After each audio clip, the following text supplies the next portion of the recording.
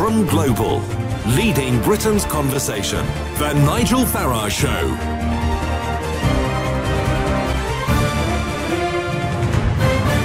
Good morning, everybody. Grim news from Birmingham. Big car smash. 6 people died in a multi-vehicle crash. We'll bring you news of that as it develops during the course of the next hour or two. And today is a day when the Sunday newspapers and programmes analyse the last fortnight, Mrs May's fortnight, from tragedy to triumph is what many of them are telling us, because we have moved on.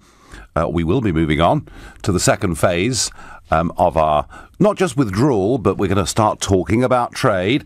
Mrs May herself writing in the Telegraph, writing in the Sunday Express also, reassuring all of us that everything's going to be great.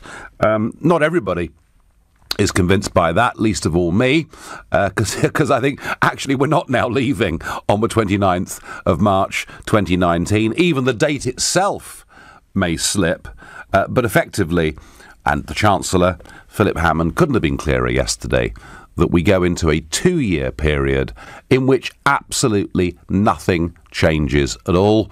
And Jacob Rees-Mogg has said we mustn't allow ourselves to be a colony. Boris even hints we shouldn't be a vassal state. But what I've noticed with all of this is that every time the Prime Minister makes another concession, the levers back off a little bit and say, don't worry, folks, it'll be OK next time round. Now, there's also, of course, been a lot of focus on 11 Conservative MPs who voted against their own government, defeating the government. As you know, this happened on Thursday. It was quite a dramatic thing for the government to lose their first big loss. The cheering in the chamber was quite extraordinary, some of the loudest that I've ever heard. So there have been some pretty vicious attacks on these Tory MPs. And yet, if you really think about it, you know, Ken Clarke has held this point of view for over 50 years, so no particular surprise there. There may be others who perhaps weren't as frank with their electorates back in June as they might have been.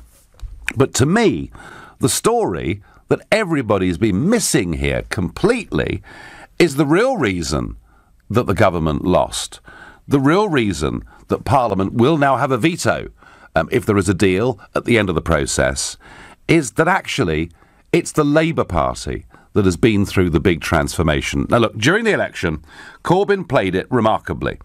He appealed to Leave voters in the Midlands and the North and South Wales by saying in the manifesto absolutely, very, very clearly, that Labour supported leaving the EU, leaving the single market and ending freedom of movement. What could be clearer? And yet, sort of nudge, nudge, wink, wink, in London and the South and elsewhere, really, don't worry, you know, Labour are the ones that will fight to keep European values and perhaps even some form of membership of the single market. So he's got away with it for a very, very long time, and it appears today that he's still getting away with it. He himself, of course, an old Bennite, voted against every single European treaty presented to him in the House of Commons since 1983. But given that vote, given our old friend Tony Blair, now out there this weekend saying that Labour should prioritise stopping Brexit ahead of winning the next election, the question I want to ask you this morning is, has Labour now become a Remain party? And my view is that whatever Corbyn himself and indeed McDonnell may have thought over many long years, and even though there are 4 to 5 million Labour voters who voted Brexit in the referendum, I think that Corbyn is a complete hostage on this issue, complete hostage to his own parliamentary party, because that party in the House of Commons is overwhelmingly Blairite and pro-EU, and I think they have moved quite strongly now to a Remain position. They will oppose the government all the way through this process. They will, of course, have the support of some of those Tory rebels, but I think that Labour, frankly, have been pretty dishonest with the electorate to fight an election just 5 months ago saying they were for leaving, and now Keir Starmer keeps telling us that perhaps we should consider staying in the single market and the customs union in perpetuity. So please tell me, do you agree with me that Labour are now a Remain party? If so, call me on 0345 6060 973. Or perhaps you think, no, they'll keep playing all ends against the middle. It's just a tactical game they're playing. Text me on 84850. Or perhaps you think, actually, this was their agenda all along. They just conned the electorate back in June, in which case tweet using the hashtag Farage and LBC. At LBC, you can watch me on Facebook and comment there too. Has Labour become a Remain party? Simon, who's a new caller to the show from Tyneside, good morning. Morning, Nigel. I think personally that it's all kind of like about the long game. So what we've got is we've got Jeremy Corbyn waiting until the absolute point where we realise that, or most people realise what I already know and lots of people know, that Brexit is an absolute disaster for the country. Oh, right. And then you'll come out and save the day. Right, well, but, I mean, we're not rerunning the referendum, Simon. The fact is... That's not what I'm saying. No, that's not what I'm saying. But are you... So are you happy, Simon? Are you happy, then? I mean, I presume that you're a Labour supporter, yeah? Yeah, card-carrying member. OK, so are you comfortable, Simon, that the party that you pay your subs to and you carry the card for, are you comfortable that just a few months ago in the election they told the electorate they were for leaving the single market and ending the free movement of people, and now they're taking a different position? Nigel, have you ever changed your mind about anything? Well, of course, but it's pretty rich, isn't it? That's really the question, isn't it? So your mind about anything significant? Right. So you think the Labour Party changed the day after the general election, or did it take them a week? No. I think that what the Labour Party do, which is what the Conservative government aren't doing, and yourself are not doing, is taking some time to take stock of what's going to happen and actually putting the national interest above really small-minded, petty principles that you've held for a very, very long time. You know what I mean? And I think it's about time that someone stood up. Do you mean petty principles like governing your own country through a democratic process? Could you give us an example of where we haven't governed our own country? Oh, we haven't made most of our legislation now for decades. That's not what I asked for an example. I mean, literally. Honestly, just employment legislation, fisheries, farming. I could go through every single sector, every single economic sector, Simon, or financial services, where we effectively are not legislating and where well over 80% of the laws that affect those businesses are made somewhere else. Now, if you go back, Simon... If you go back to the elections of the 70s and the 80s and the 90s, the great choice was that the Labour and Conservative offerings in the manifestos were very, very different, and how you voted fundamentally changed employment laws, etc. That doesn't happen anymore. So Simon, look, I don't want to rerun the referendum with you, but you're confident then that Labour now will be a Remain party, yeah? Over our laws. One specific example. Oh, look, every single piece of financial service, every single piece. You know, you're living on the coast up there, aren't you?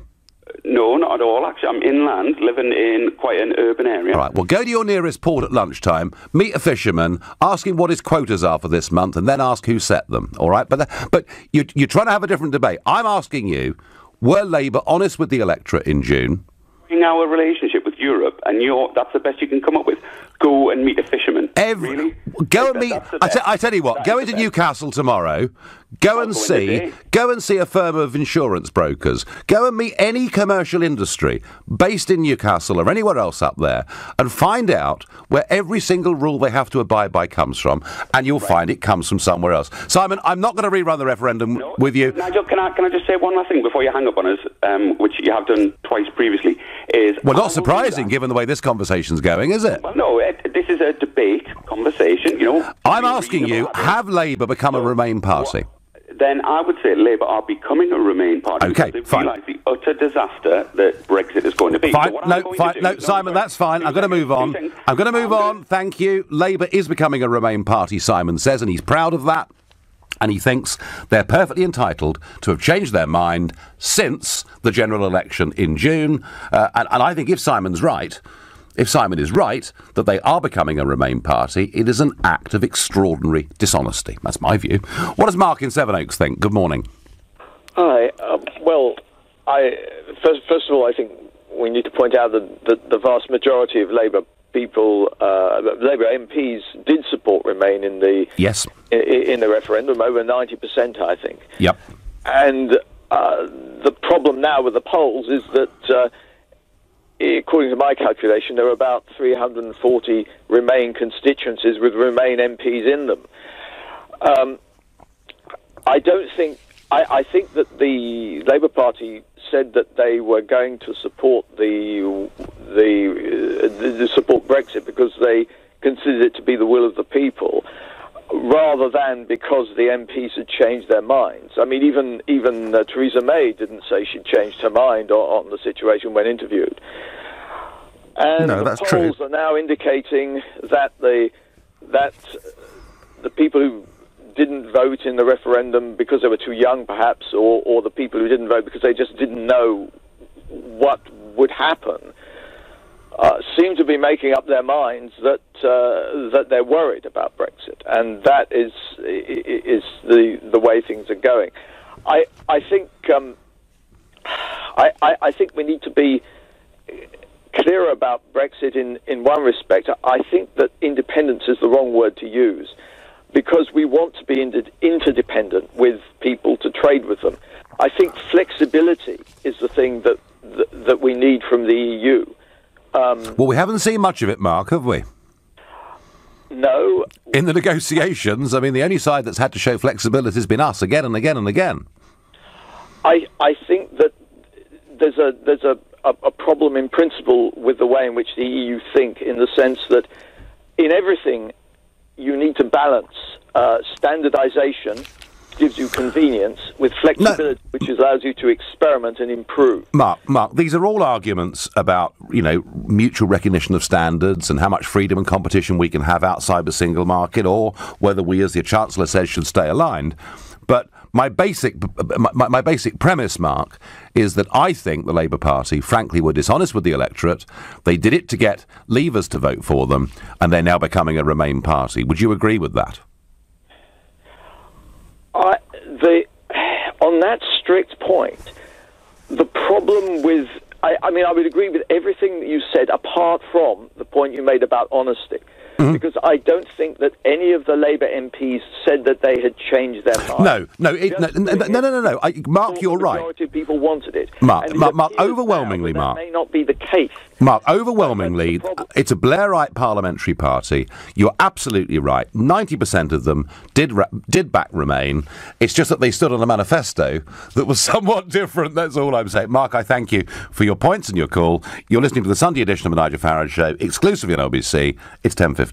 I don't think we're talking about Labour enough. They got millions of people to vote for them back in June, saying they wanted to leave the single market, take back control of our borders, and they're now playing a very different game. Not just to helping to defeat the government on Thursday, but Keir Starmer, their main spokesman on the EU issue, suggesting that maybe membership of the single market and customs union is something we should do in perpetuity. And I just think they've been very dishonest with the electorate.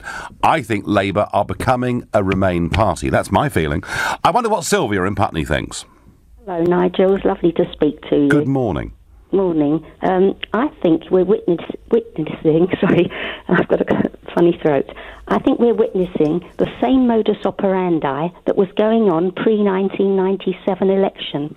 Do you remember at that time, Tory MPs were being shamed in the press on a daily basis, sexual peccadillos, etc., etc. This was all the John Major's back to basics, wasn't it? It rather backfired, didn't it? David Mellor went through it, and various others, and it went on daily for months and months, never let up.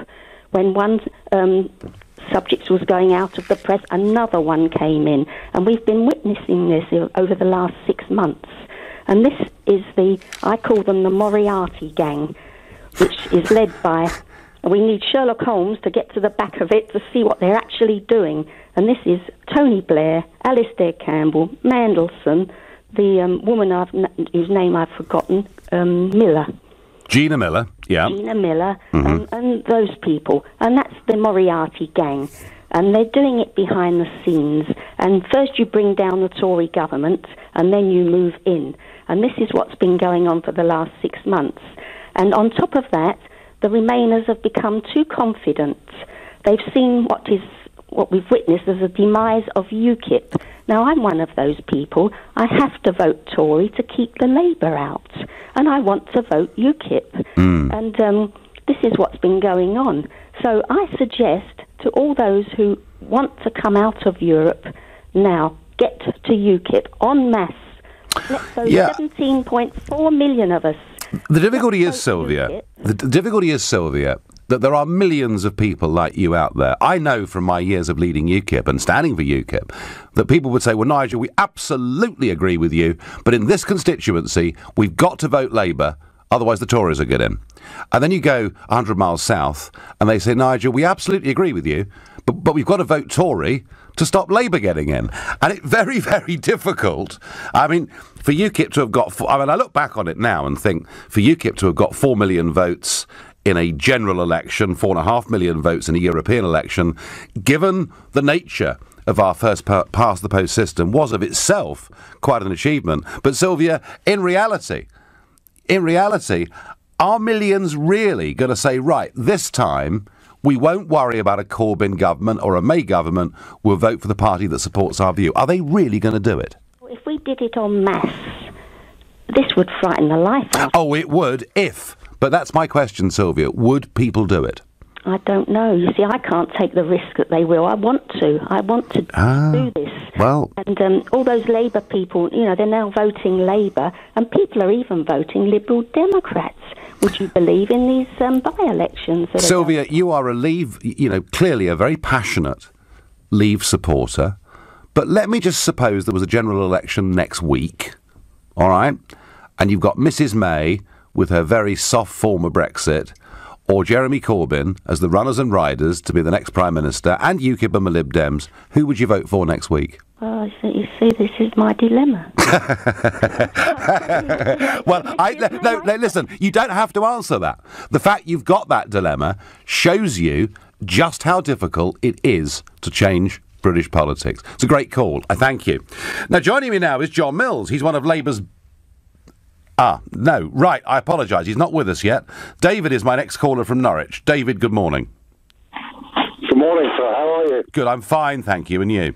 Fine and wonderful. I would just like to say that Labour have always been Remainers. The bulk of as have the majority of the politicians, the political elite. They do not listen to what the bulk of the British people want. Now, that last lady just mentioned UKIP. Had it not been for us, there wouldn't have been a referendum, and the bulk of the British people went for us. And what happened after that, Nigel, you know this as well as I do, that the political elite got together, they were flabbergasted. They didn't think any way, shape or form they were going to lose. And what did they do the week after? They had a meeting and said, hang on, look guys, the British people listen to UKIP, we don't want that, we want to do what we want to do, we've got to get rid of them. And that's what they've managed to try to do over the past 18 months. And people are really, really angry. I mean angry. I mean, David, I'm going to take issue with you on one thing. You said the Labour Party have always been Remainers. Actually, history turns that the other way around completely, because in the 1970s, it was the Labour Party who were against joining the common market. And, really big guns in Labour, and one's thinking of the Michael Foots and the Tony Benns and people like this, were vehemently opposed to joining the common market. And indeed, David, as recently as the 1983 Labour manifesto, they were publicly in favour of withdrawal. But it was during Kinnock's time, when Jacques Delors turned up at the conference, TUC and Labour, that they changed. So, historically, they've not always been Remain. But the basic point you're making is, and I think it's a very good point, and it's kind of a point that Adam Bolton makes in today's Sunday Times, and it is that if UKIP is as weak as it currently is, the Remainers in both the big parties can soften Brexit, delay Brexit, without the fear of electoral consequences for their party. That's what's really going on, isn't it? Exactly, yeah, but because the people have... Who can the people turn to represent them?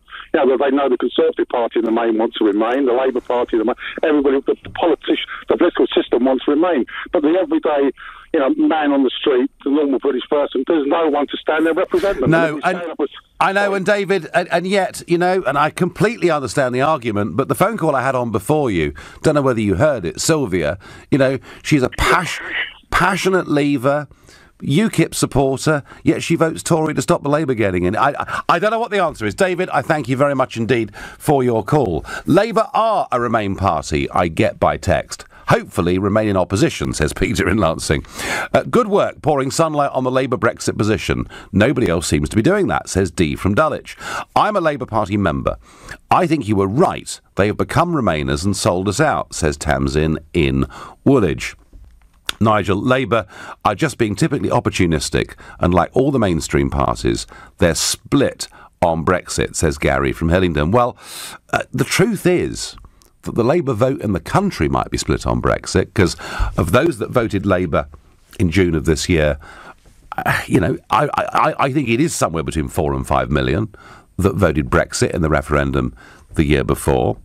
But the truth of it is that amongst the Labour MPs at this division that took place on Thursday in the House of Commons, only Frank Field and Kate Hoey supported the government position. So it looks like, even Dennis Skinner, and I was amazed by this, Dennis Skinner, who's been anti-EU for half a century, even Dennis Skinner, in the case of this vote, went with his party line against the government. So I think the truth of it is Labour may be split in the country amongst their voters on Brexit, but I think the Labour Party now is overwhelmingly a Remain party, and that's what we're seeing. And I just wonder whether they can go to the country again at a next election, kind of pretending somehow that they will support Brexit causes, given what's happened. Now, I have got on the line John Mills, one of Labour's biggest donors, the businessman behind the JML home shopping firm. But interestingly, I think John is the only person alive to have played a prominent role in both the referendums of 1975 and 2016. And John is running the Labour Leave campaign. John, good morning. And to you. Good morning. Now, John, I have to ask you, because I know that Labour Leave was very active during the referendum, and I know that in some ways you must have influenced that Labour manifesto in June, which made it clear it would honour what people voted for in the referendum. What on earth has happened to your party since the general election? Well, I think the trouble is that the Parliamentary Labour Party has a very large majority of people who would go for the softest Brexit they could, or maybe even reverse the whole thing if they had an opportunity to do so. And with that large block of votes in the Labour Party in that position, plus the dissidents in the Conservative Party, let alone the Lib Dems and so on, I don't think there's a majority in the House of Commons now for a WTO deal, which needs to be the fallback if you're going to negotiate with the EU 27 with some reasonable chance of getting a reasonable deal. And I think the danger now is we're going to finish up with a very soft Brexit, which is going to finish up by being more or less the same as we were before we started, but with no control over which way the EU is going and still paying the money and all the rest of it. Yeah, well, that's my big fear too. But, John, what happened? What happened to your MPs? I mean, I've already mentioned the fact that Kate Hoey and Frank Field supported the government position on this, but what happened to all those other Labour MPs who advocated voting leave? Where were they during this division this week? Well, I think that is a bit of a good question, because there certainly were some who we would have thought would have voted with the government on this issue, and they just didn't do so. And the majority was only 4, so we only needed 2 or 3 to have gone, well, 4 really, to have gone into the lobby, 5 certainly. And the result would have been different. Unfortunately, that just didn't happen. John, I mean, this next question is going to pain you, given the amount of years you've spent in the Labour Party and the personal money you've put into it. But isn't it time now for people like you to face the facts that Euroscepticism is now dead within this Labour Party? Well, I don't think that is the case. I mean, I think it is true in the House of Commons, but if you look at the way people voted in the referendum, nearly 40% of Labour voters, the people who voted Labour in the 2015 general election, voted for Leave. So there's a very substantial body of people who are Labour voters who are in favour of Brexit. And there is this real problem, which is that the leaders of the Labour Party, or at least some of them, don't really reflect very accurately the views of a large number of Labour supporters. I understand that, John, but effectively, haven't they been conned? Because, you know, the Labour manifesto couldn't have been clearer, and now the party's taking completely the opposite position. Well, I think the danger is that what's going to happen is nominally we are going to come out of the European Union and out of the single market and out of the customs union, but in practice, because we'll have to comply with all the various regulations that pertain to both of them, actually nothing very much will change. And so we'll finish up nominally doing what we said we'd do in the referendum and in the general election manifesto, but in practice this isn't what's going to happen, and that's my concern. Yeah, no, John, and that's a concern I think that leavers from all across the political spectrum share. John Mills, thank you very much indeed. Well, John Mills there, you know, who's put half a century of his life into the Labour Party and indeed into Eurosceptic causes, not been a particularly good week for him or Labour leavers, or indeed people who voted Labour who believe in leave. You're listening to the Sunday edition of the Nigel Farage Show, exclusively on LBC. It's 10:31. 6 people have died and a 7th is critically hurt after a multi-vehicle crash in Birmingham. 6 vehicles were involved. It happened early this morning on Birmingham's inner city ring road. Our LBC reporter in the Midlands, Alex Hulse, can update us. Hello?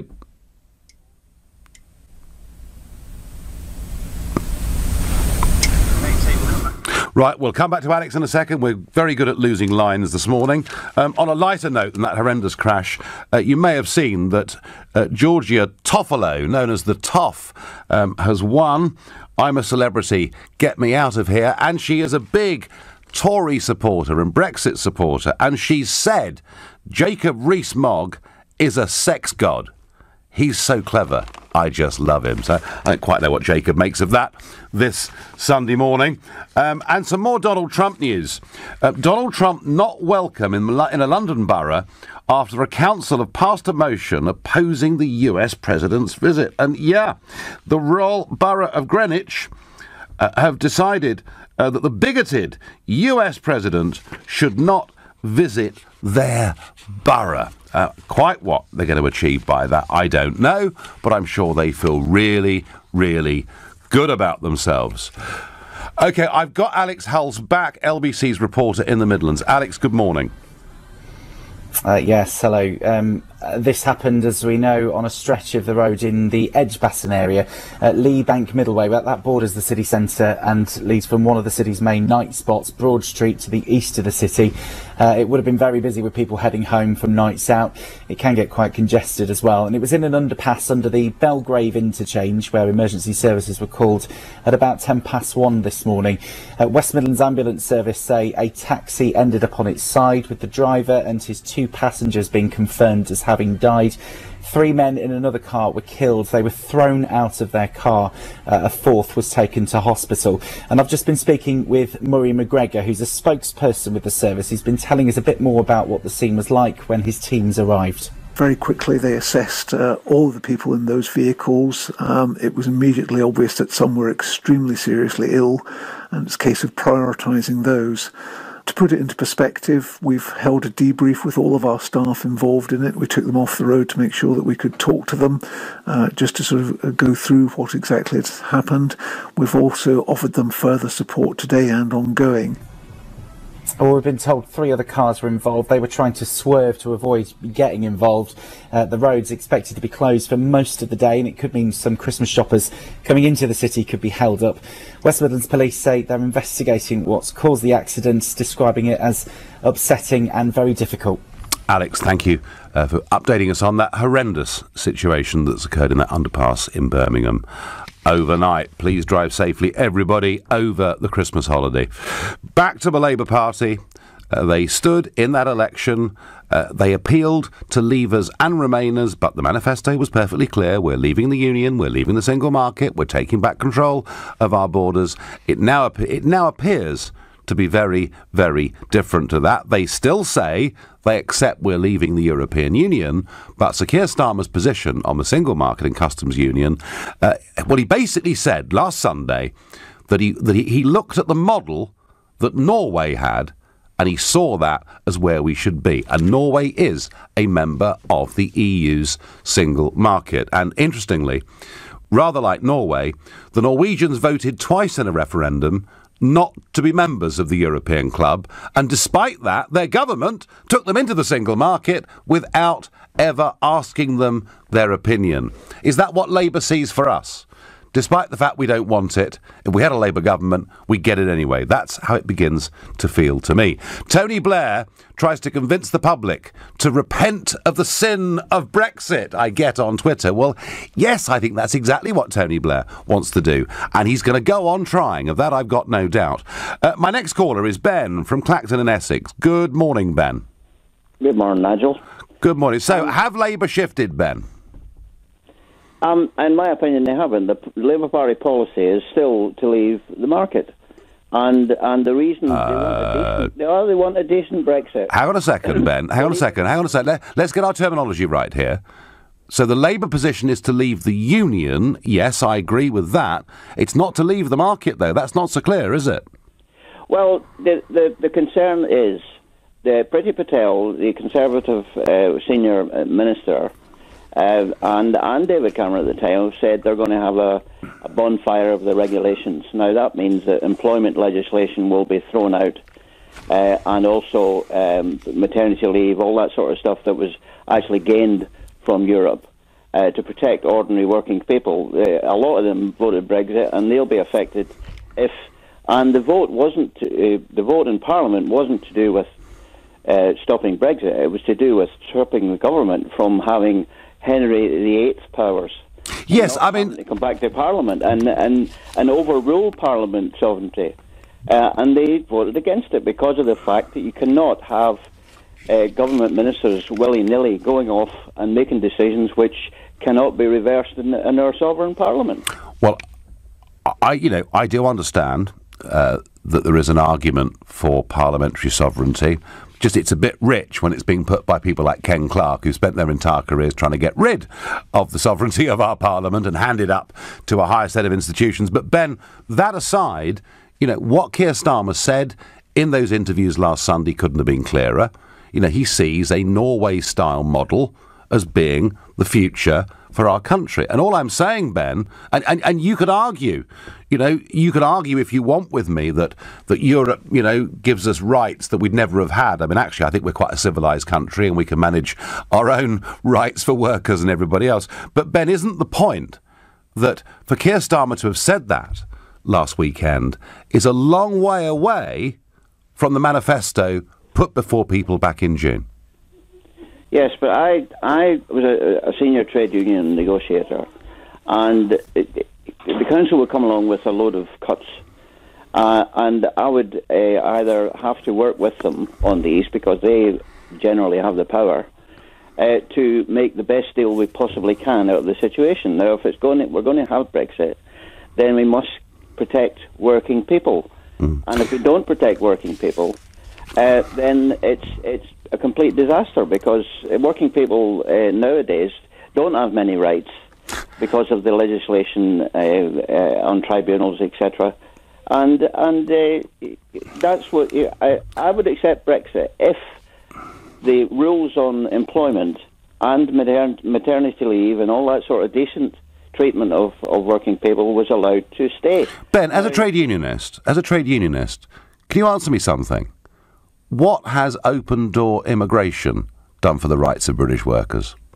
Well, they're blaming the wrong people. They should be blaming successive governments, both Labour and Tory. We've been in the market for 40 years, and they must have known that there was going to be movement of people all around Europe. Oh, well... And nobody planned for it. Well, hang on. Tony Blair told us when 8 and then 10 former communist countries joined that it would lead to another 13,000 people a year.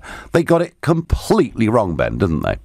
Well, they did, but they don't. The successive governments, both Labour, Tory and the coalition, never planned. And the reason that working people up north, perfectly justifiably, were blaming governments, not just the Tory government, but Labour governments as well, for not actually building the infrastructure. That's the problem. If they built the infrastructure to handle the people in housing and employment, all that sort of thing, then we wouldn't have had this backlash. And I have a feeling, Ben, they've been terribly clever. Brussels and the pro-EU side have been terribly clever. They've given you a few pieces of legislation, and in return for that, they've actually parcelled up so many workers in this country into the hands of big businesses and basically cheap labour. Ben, I do not believe that despite all its claims, that the EU has been good for ordinary working people. Well, it's given them some protection that they didn't have before, and those protections must be protected. And I would accept Brexit if that was the case. OK, no, fine. Until they actually do that, then I wouldn't. No, fine. And can we trust Labour to get this right, Ben? Well, as I said, in certain situations you have to accept where we are. And where we are is we're leaving Europe. And the policy hasn't changed on that. No. We just want to make it as decent treatment of ordinary people as possible. And if they sign us back into the single market, would that be fair? Well, you tend to say that Labour and Liberals and all that were... Keir Starmer said it last Sunday. No, but the Brexit campaigners, MPs and other spokesperson were talking about Norway and having a Norwegian, we're not going to do this, we're not going to do that. They said the same thing during the campaign, that we could have a Norway situation and a Switzerland situation. The reason they're in it is because about 70% of their economy is based on dealing with Europe. And so same with Switzerland, they've got a slightly different arrangement. But we cannot not trade with Europe. And Ben, we're going to trade with Europe. It takes 20 years to get back what we've got now.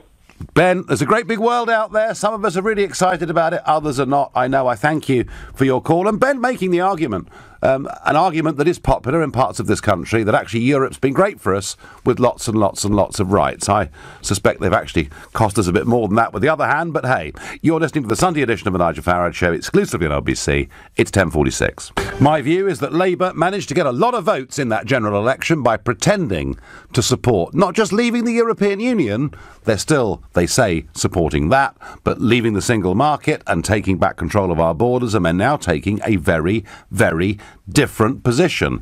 OK, you could argue in the House of Commons their job was to oppose the government, but when I hear Sir Keir Starmer saying that he wants us to head towards a Norwegian-type model, seems to me that is not just a sellout, it's actually, frankly, a grand deception on millions of Labour voters. And we had John Mills on earlier, who heads up Labour Leave, pointing out that about 40% of the Labour vote at the general election was a Brexit vote, and they have been pretty much ignored. Well, whilst we're debating that, there's some really big events taking place in Central Europe.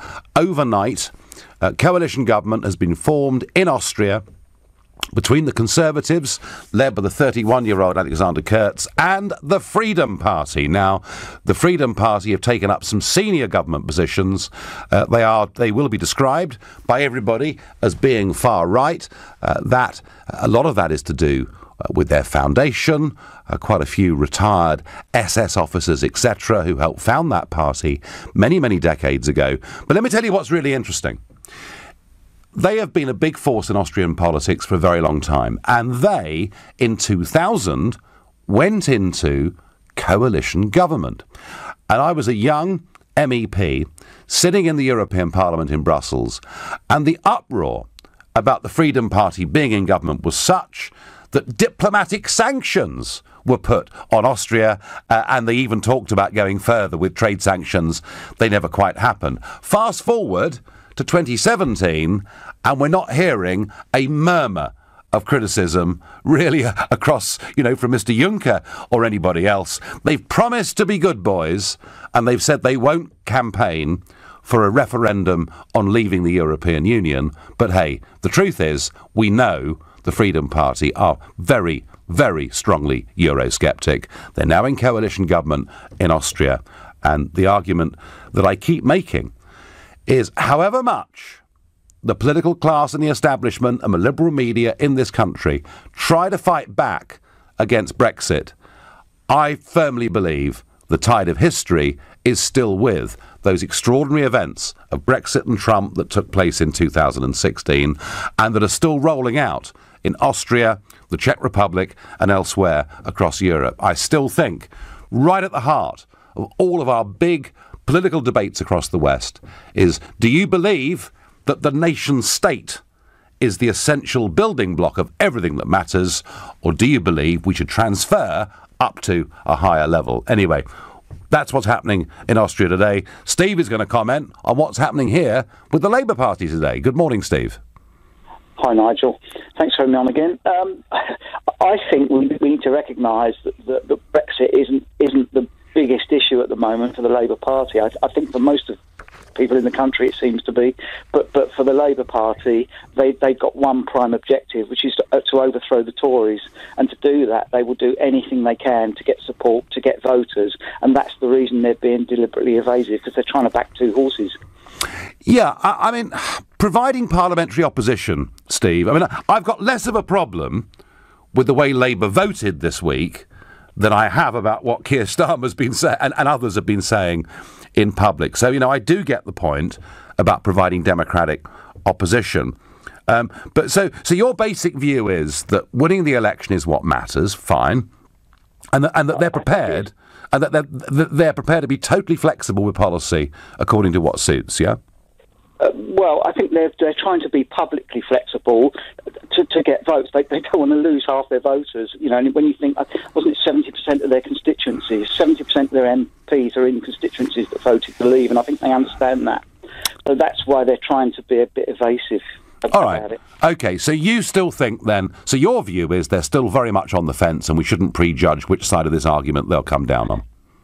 I'm not sure they are on the fence, but I think they're publicly trying to back both horses. No. I mean, personally, I'm a Democrat. In principle, I agree with the decision made this week. I think Parliament should have a say on the final deal. I think that, however, I do think that's really, really dangerous, because I don't trust the people that would be given power to.